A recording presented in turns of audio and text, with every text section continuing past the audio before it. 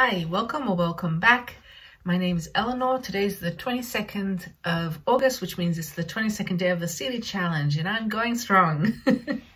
Today I'm talking about a great book called Waterbaby. It came out last year in 2021. It is written by Nikki Wallschlaeger. This is her third book. She's a fantastic poet.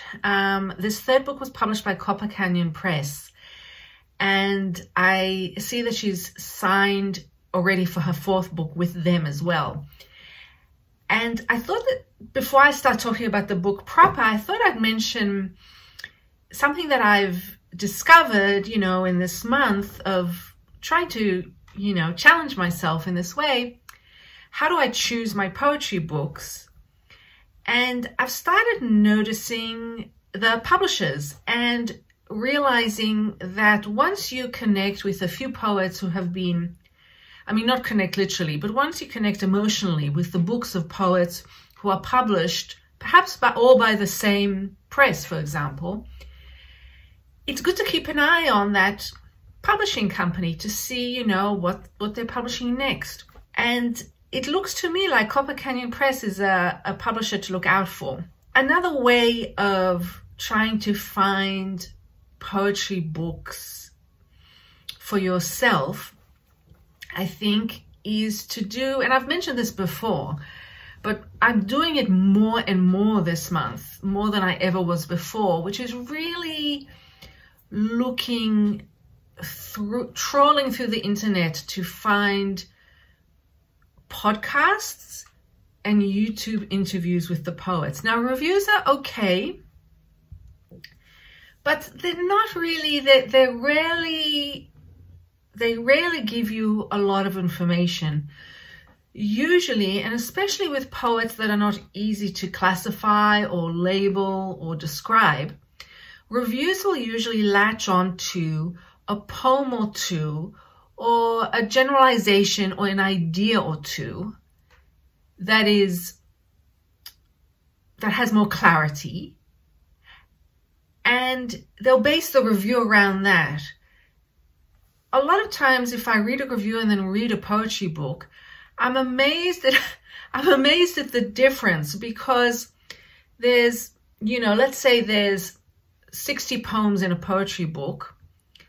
If it's a good poetry book, probably at least 40 of those poems will have unusual, unexpected, mysterious material in it, which will probably not have even been mentioned in the review. It's just too difficult, So I would definitely, in this case with Waterbaby, with Nikki Wallschlaeger,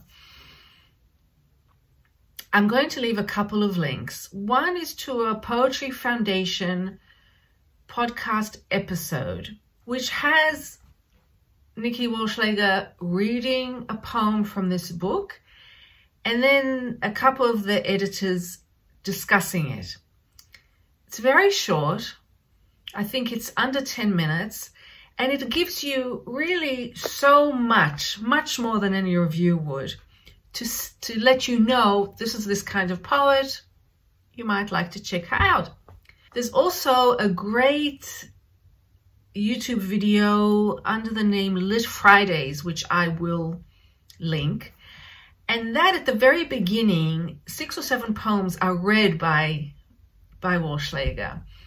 Her reading is absolutely beautiful. I think once you've heard her read aloud, her voice remains with you when you read the book, and it adds so much. So I would listen to at least the first 10-15 minutes of that video just for the reading.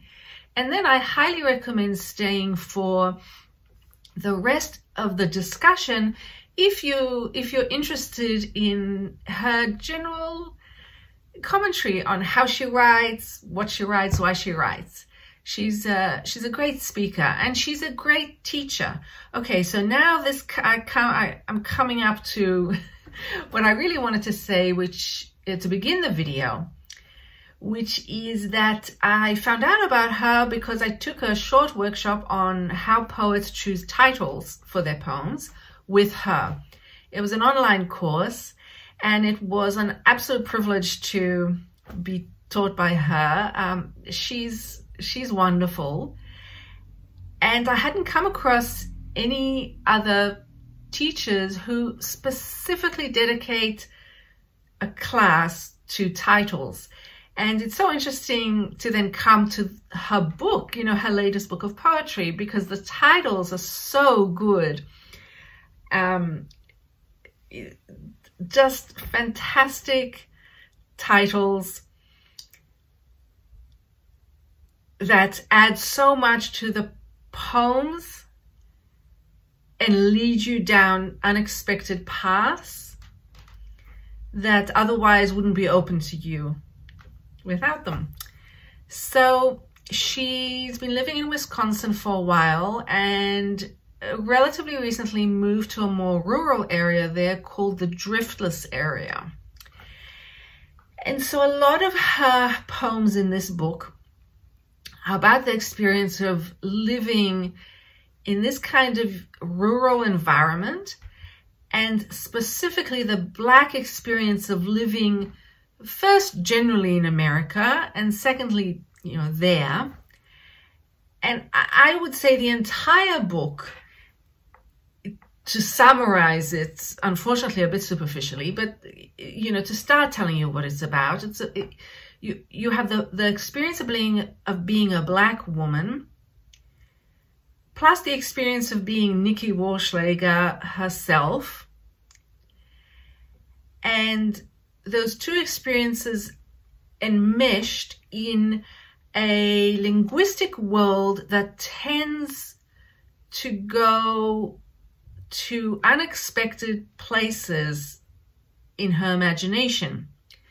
So the poem might start being very grounded in the everyday life, and then it will veer off into possibly what feels like something that's surreal, something that's possibly mystical. There's an undercurrent for me, I felt, of horror, and also a little bit of science fiction, although it's just under the surface as well. She also comments, I mean, all of her poems are political necessarily, because as she herself says in that Lit Friday interview, her view is if you're not self-conscious about your own politics, then they naturally come out in what you're writing. So she doesn't set out to write a political poem, but, you know, it's there because it's who she is. Then there's also a commentary on poetry and the canon or the tradition of the modern poets, and generally, I suppose, Western white old man poets that she grew up with. And there's a trio of poems, one after the other: Shakespeare, Robert Frost, and William Carlos Williams, and they're just fantastic. Nikki Wallschlaeger, she says it like it is. She doesn't mince words when she has a strong opinion. At the same time, this comes with a lot of wit, and she brings in irony at the beginning of a lot of poems. And then that irony often, I found, slowly morphs into sarcasm. And then, just when you think that is her signature, she proves you wrong by bringing in the blues. And I really loved the way that she brought, there's a series of what I call her blues poems, and they stand apart. It is, I think there's 1, 2, 3, there's 4 sections of poems in the book, And the first poem of each section is in the contents page sort of set apart slightly. And that poem, from what I can tell, you know, from my meager knowledge of the blues, I'm learning really as I go, those poems are like blues poems. There's a certain rhythm, there's a certain repetition, and there's, of course, the subject matter where you take something that's difficult in your life and you work through it, not towards a happy ending, but by working through it, the process is comforting. So these are not at all therapy poems. When I finished this book, I was thinking, for some reason, I don't know why, I thought back to an earlier book I've, not for the Seeley Challenge, but I read it much earlier. And I have a short discussion of it called All the Flowers Kneeling by Paul Tran. And with that book, the conclusion I came to was that it was a book that was therapeutic for Paul Tran to write, that they were writing as an attempt at therapy. And I think that here in Waterbaby, Wallschlaeger is doing something utterly different. So while there is a sense of comfort, I think it's more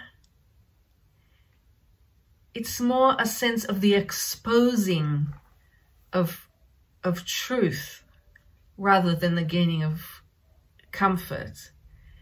And perhaps the comfort is secondary, but it's not the aim. There's grief in this book, and Wallschlaeger herself says that she wrote it at the time that her much-loved grandmother died. And that made me reread the series of poems. Although they're spread throughout the book, they all have the same title with a different number, called Dead to the World Study. So Dead to the World Study number 1, number 2, number 3. And it made me rethink the meaning of the word dead to the world, the many different meanings it has. You know, a dead person maybe talking to the world, or you in your grief being dead to the world, or maybe bringing death to a world that you don't like. There's many more different interpretations, I'm sure, than the ones I saw immediately. Each of these Dead to the World studies has an otherworldly quality, and I think that is where some of the mystical elements of the book really struck me. The idea of possibly having, through dreams, through writing surreal scenes in one's poetry, one is connecting with the dead. And I found that to be very powerful. And it also answered a question I had right at the beginning of the book, which is, you know, is it one speaker that's consistent in who is consistent in all the poems or not? And I thought to myself, you know, I'm not sure if I think it's several people talking and each poem has a somewhat different speaker, but they're all in some way Nikki Wallschlaeger.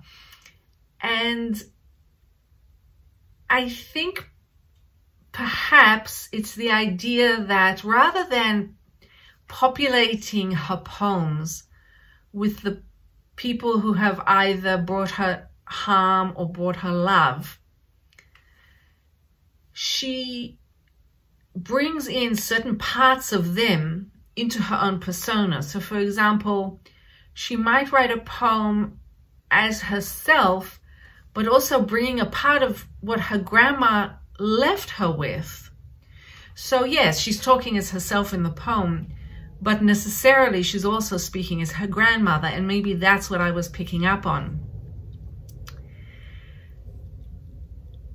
One last thing, I'm just checking my notes, there's so much. One last thing which I really loved is there's a certain wordplay and a certain element of puzzle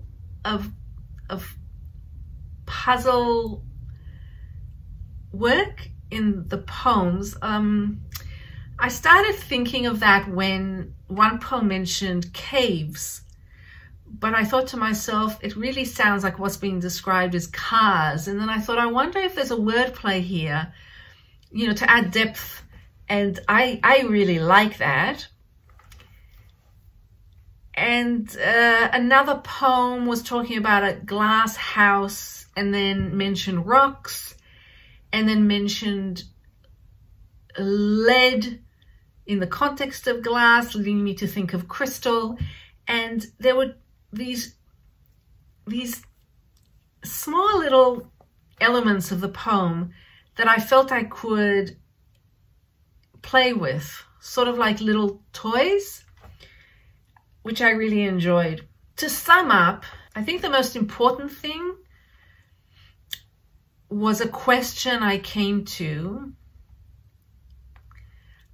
after reading this book, and that is, how much work am I, Eleanor, personally? Okay, so I said to myself, Eleanor, how much work are you willing to put in to really learn about someone else, to really learn about, attempt to learn as much as you can about someone who has had absolutely different experiences from you?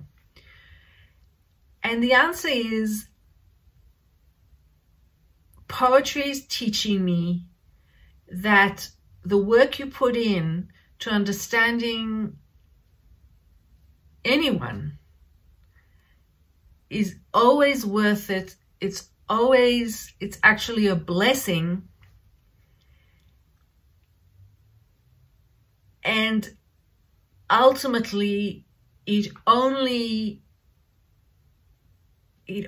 comes back. It comes back. So however much you work on understanding someone else's linguistic world, that is how much you will receive in return. And I'm looking now at the cover of Waterbaby and the picture of the little girl, and I'm pretty sure from what I can tell that that is Nikki Wallschlaeger when she was, you know, I guess maybe 3 years old.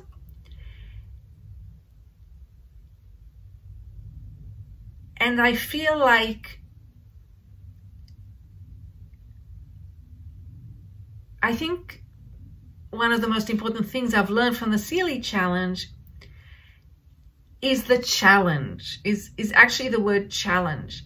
That poetry, a poetry book is not always this book that's going to make you feel like you're understood and this person is just like you and you'll feel better.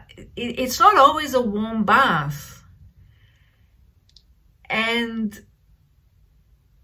that is a very, very good thing. So Nikki Wallschlaeger is definitely a poet to watch. If you're ever able to take a course with her online, run, don't walk. She's amazing. And I will see you tomorrow for who knows what. Oh, by the way, actually, this book here that you see is the collected works of Wanda Coleman. And I put it out because in the interview on YouTube with Wallschlaeger, she mentions that the poet who really started her on her path as a poet was Wanda Coleman. And I also remembered that the Sealy Challenge's homepage of their website has that anthology by Wanda Coleman. So I thought I'd put it out there. I actually haven't read it yet, even though I bought it maybe 3-4 months ago. So perhaps that might be the book I choose to finish the challenge with. Although obviously I wouldn't be able to read all of it because it's, you know, it's a large collection. Okay, all the best to you. Remember, the only real property is the property of the mind, and I'll speak to you later. Thank you. Bye-bye.